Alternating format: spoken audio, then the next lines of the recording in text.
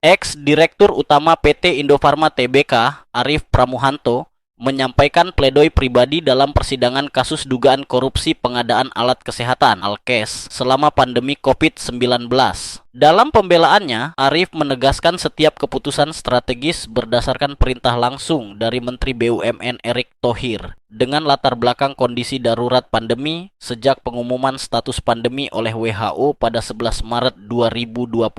Kemudian, ia menilai tindakannya telah sesuai pedoman pada Kepres nomor 11 dan 12 tahun 2020 pada akhir Maret yang menetapkan situasi darurat nasional.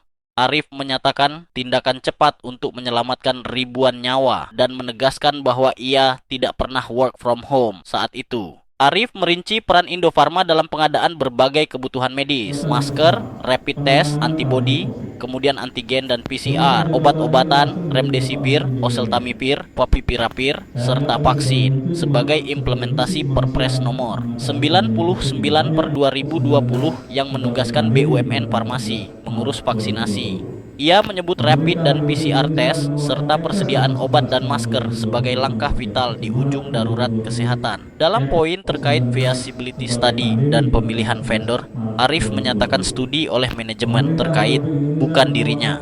Menurutnya pemenangan tender masker kepada PT SWS karena harganya paling rendah dan transparan melalui proses kolegial, serta semua dokumen atas persetujuan tim direksi sebelum penandatangan. Arief mengaku mengetahui ada subkontraktor Zongki saat dakwaan dibacakan jaksa.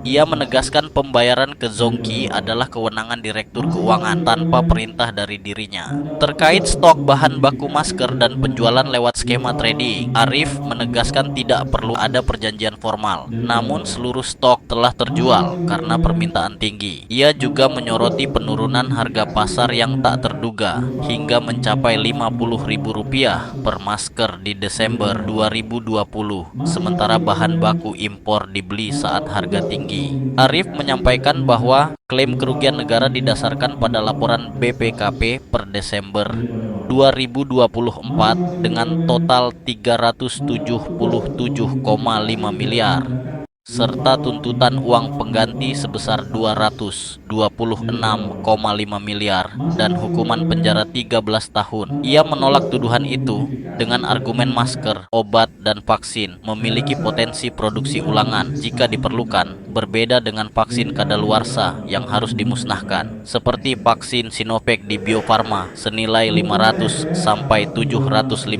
miliar rupiah. Dalam pledoi, Arief juga mengangkat dimensi kemanusiaan dan spiritual, menyinggung nilai Al-Maidah ayat 8 agar majelis hakim berlaku adil.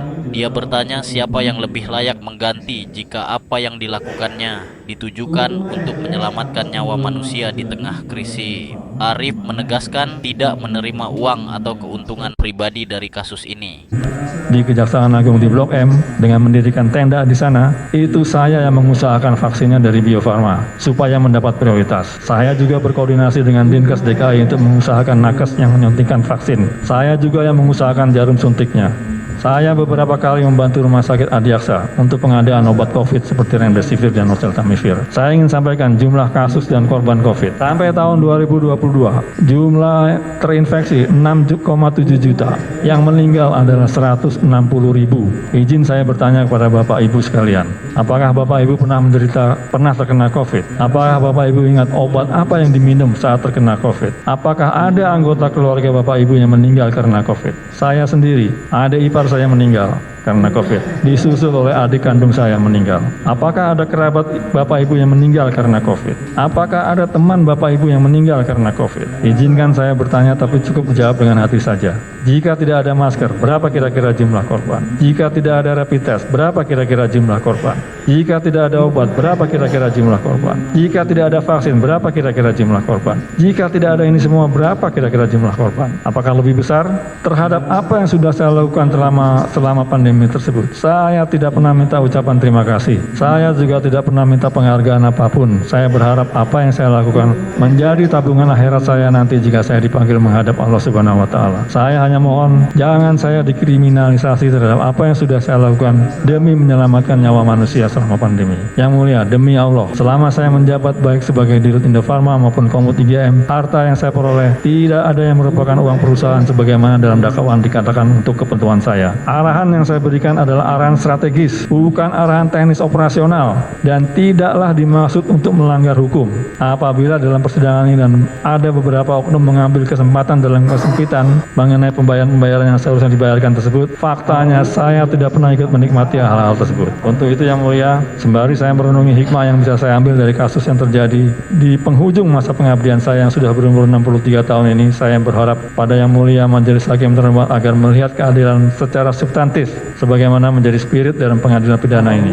Sebagai informasi, jaksa sebelumnya menuntut Arif dengan hukuman 13 tahun penjara, denda 750 juta rupiah, dan uang pengganti 226,5 miliar rupiah atas dugaan kerugian negara 377,4 miliar rupiah akibat perbuatan melawan hukum selama periode 2020 sampai 2023. Pandang salah oleh hukum, mengapa yang di atas sebagai pihak yang memberikan perintah